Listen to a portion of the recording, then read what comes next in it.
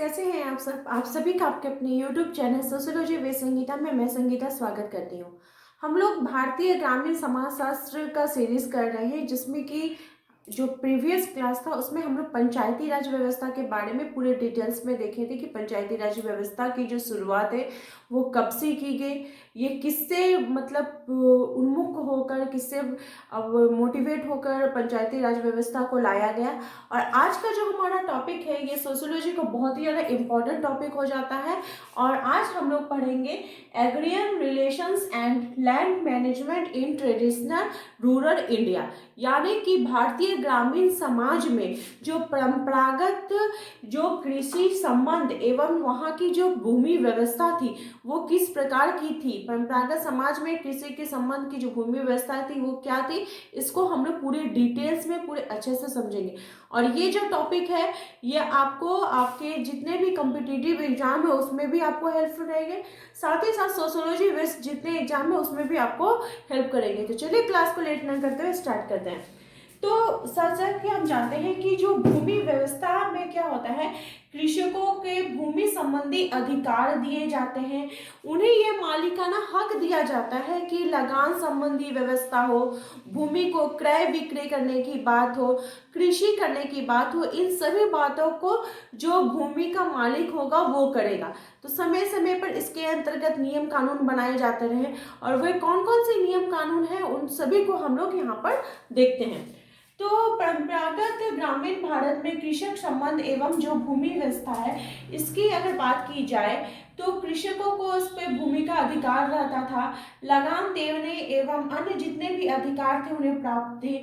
भूमि व्यवस्था से मतलब क्या होता है कि स्वामी और भूमि का जो स्वामी होता है और खेत जो जोतता है उनके बीच का जो संबंध है, उनका जो उत्तरदायित्व है, या लगान देने की जो बात होगी वो इसके अंतर्गत आ जाएगी। और जो सरकार से भूमि प्राप्त करते हैं उन्हें भूस्वामी कहा जाता है, जैसा कि हम सभी जानते हैं। और जो भूस्वामी से भूमि प्राप्त करके कृषि कार्य करता है उन्हें काश्तकार कहा जाता है। तो यहाँ पे आपको एक क्वेश्चन पूछा जा सकता है कि काश्तकार किसे कहा जाता है। काश्तकार जो इंपॉर्टेंट टॉपिक पॉइंट होगा उसको मैं यहाँ पे लिख दूंगी। तो काश्तकार उसे कहा जाता है जो भूस्वामी से भूमि को प्राप्त करके कृषि कार्य करता है, जो भूस्वामी से भूमि को प्राप्त कर कृषि कार्य करता है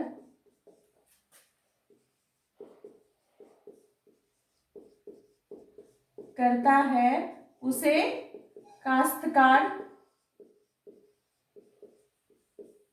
कहा जाता है।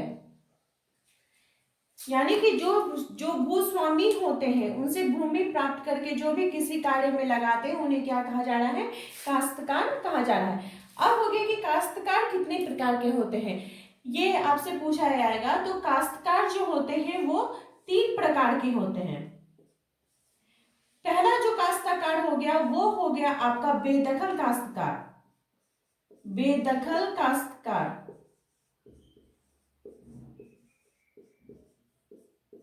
सेकंड हो गया आपका यथेच्छ काश्तकार,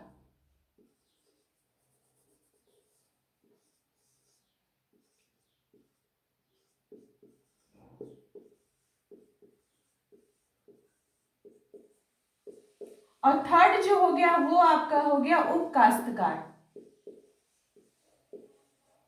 अब है कि इन तीनों को हम लोग देखते हैं कि बेदखल काश्तकार किसे कहा जाता है, यथेच्छ काश्तकार किसे कहा जाता है, उप काश्तकार किसे कहता है। ये तो काश्तकार के हो गए 3 भाग।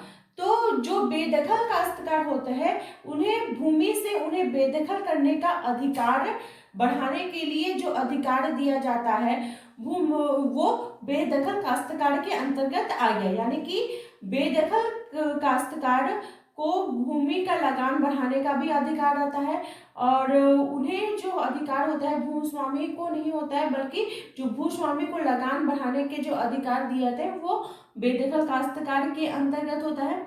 यथेच्छ काश्तकार वे होते हैं जिन्हें जब चाहे भूमि स्वामी बेदखल कर दे, अर्थात कृषि करने से अगर मना कर दे, जब चाहे भूस्वामी जो होता है वो लगान में परिवर्तन कर दे तो उसे यथेच्छ काश्तकार के अंतर्गत रखा जाएगा। और उप काश्तकार वे काश्तकार हैं जो भूस्वामी से लेकर किसी भी प्रकार के जितने भी काश्तकार है जिसने भूस्वामी से भूमि ली है वो भूमि कृषि के लिए उपयोग में आएगा तो वो उप काश्तकार के अंतर्गत आएगा। अब हम देखते हैं कि ये आपका हो गया 3 जो काश्तकार के नियम हैं वो इसमें बताए गए हैं। हिंदू राजा महाराजाओं के काल से ही अगर बात की जाए तो जो लगान लेने की व्यवस्था है वो है, अंग्रेज आए इसके ऊपर फिर लगान की व्यवस्था की गई। इसके ऊपर फिल्म भी निकल चुका है कि किस प्रकार से लगान की व्यवस्था थी उस समय समाज में।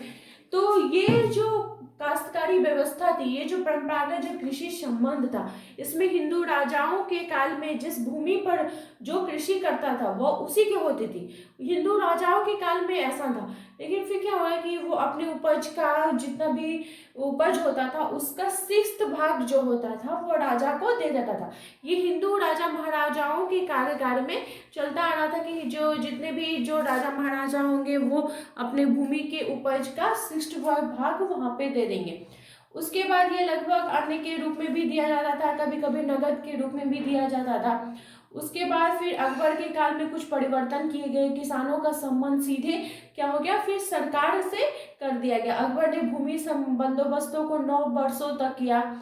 वो उनके समय में कुल उपज का कितना भाग दिया जाता था, जब राजा महाराजा थे तब 6th भाग, और अकबर के कार्यकाल की अगर बात की जाए तो जितना उपज होता था उसका 1/3 भाग जो होता था वो लगान के रूप में देना पड़ता था। मुखिया लगान वसूल करता था। उसके बाद ईस्ट इंडिया कंपनी आए, उन्होंने राजाओं से माल गुजारी वसूल करने लगा। फिर जब 1793 में लॉर्ड कॉर्नवालिस आए, 1793 में लॉर्ड कॉर्नवालिस जब आए तो उन्होंने भूमि के संबंध में नियम कानूनों को बनाया। वे जमींदारी के द्वारा लगान को वसूल करने के लिए स्थायी बंदोबस्त की जो व्यवस्था है, अगर आपसे पूछा जाए तो लॉर्ड कॉर्नवालिस ने स्थायी बंदोबस्त की व्यवस्था को वे लेकर आए कि स्थायी बंदोबस्त रहेगा कि कौन कर को वसूल रहा है, कौन कर को प्रदान। उन्होंने जमींदार की भूमि पर पूर्ण अधिकार हो गया। जमींदार जो कुछ भी लगान वसूल करता था उसका 10/11 भाग सरकार ले लेगी। जो स्थायी बंदोबस्त है इसमें जितना भी कृषि कार्य होता उसमें 10/11 भाग, मतलब 11 भाग में 10 भाग जो हो गया वो किसके पास चला गया, सरकार के पास चली गई। और सिर्फ जो 1 भाग है वो किसान के पास रहा, जो किसान खेती किया। यानी समझ सकते हैं तो उस समय किसान की स्थिति कैसी होगी, पूरा पैसा ही तो लगान में ही चला जा रहा था, तो उस समय उनकी स्थिति बहुत खराब हो गई। इस व्यवस्था को अन्य भाग में भी लागू करने का प्रयास किया गया। जमींदारी जो व्यवस्था थी अन्य स्थानों पर लागू की गई, परंतु अधिक समय सफल ये जो व्यवस्था नहीं हो रही। इसके कारण वहाँ के जो ताल्लुकदार जो किसान थे, जो सूदखोर किसान थे, उनका बहुत ज्यादा वर्चस्व बढ़ने लगा, वो बहुत ज्यादा लगान वसूल करने लगे। तो फिर बाद में क्या हुआ कि भारत में 3 प्रकार की भूमि व्यवस्था को लाया गया। वे 3 प्रकार की भूमि व्यवस्था कौन कौन सी थी, यहाँ पे हम लोग उसको देखते हैं कि वो 3 प्रकार की जो भूमि व्यवस्था थी वो आपका था रैयतवाड़ी व्यवस्था। पहला था आपकी रैयतवाड़ी व्यवस्था,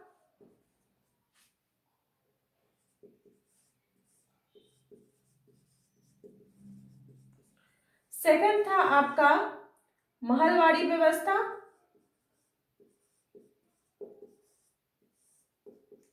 और थर्ड था आपका जमींदारी व्यवस्था।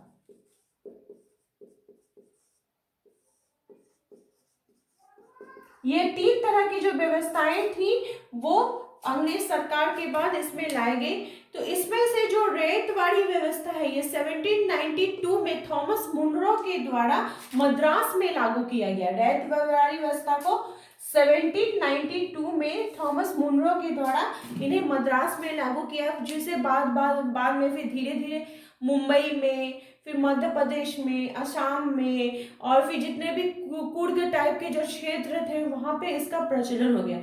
और इस व्यवस्था की जो मुख्य विशेषता की बात की जाए, रैयतवाड़ी व्यवस्था की मुख्य विशेषताओं के बारे में बात की जाए तो ये क्या थी कि इसमें जो किसान थे वो भूस्वामी रहते थे, उन्हें भूमि पर उनका स्वामित्व था। वो भूमि को हस्तांतरित एवं बेच सकता था, वो बंधक रख सकता था, भूस्वामी को सरकार से सीधा संबंध था, कोई मध्यस्थ नहीं थी रैयतवाड़ी व्यवस्था में। उसके बाद फिर इसमें क्या हो गया कि बंदोबस्तों के लिए 20 या 30 वर्ष के लिए किया जाता था। बंदोबस्त भी किया जाता था तो 20 या 30 वर्ष के लिए किया जाता था। सरकार भूमिकाएं जो जो सरकार की जो भूमिकाएं थी, इसमें उनकी जो शक्ति थी वो भूमि स्वामी को ही अधिकतर थी।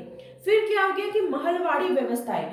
इस व्यवस्था का सर्वप्रथम अगर बात की जाए तो ये व्यवस्था सर्वप्रथम आगरा एवं अवध में 1833 में प्रारंभ की गई थी। 1792 में आपका रैयतवाड़ी व्यवस्था हो गया और 1833 में हो गया आपका महलवाड़ी व्यवस्था। ये कहाँ पे प्रारंभ किया गया? पंजाब और मध्य प्रदेश में। ये मद्रास में हुआ था, या पंजाब और मध्य प्रदेश में इस व्यवस्था का प्रचलन किया गया। इसके मुख्य विशेषता थी महाल। महाल से महलवाड़ी आए। तो महाल का अर्थ क्या होता है? महाल का अर्थ होता है गांव। महाल का अर्थ होता है गांव। ये गांव के बारे में बात की गई। इस व्यवस्था भूमि का जो स्वामित्व था वो संयुक्त रूप से पूरे गांव का रहता था। माल गुजारी जो लोग होते थे, वसूल करते थे, वो पूरे गांव से, एक पर्सन विशेष से नहीं रह के वो क्या हो गया, एक किसान से नहीं के पूरे गांव से लगान जो है वो वसूला जाने लगा। कहाँ पे? महलवाड़ी व्यवस्था में।